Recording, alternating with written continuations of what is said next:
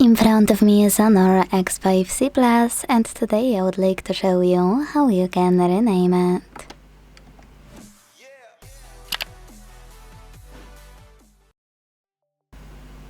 Start by opening Settings and scrolling all the way down to hit About Phone at the bottom.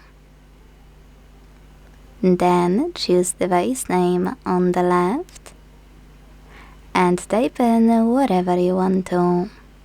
In my case, Sunny. Last but not least, make sure to hit OK, because without it your changes will be discarded. So when I tap, as you can see, name of my HONOR has changed.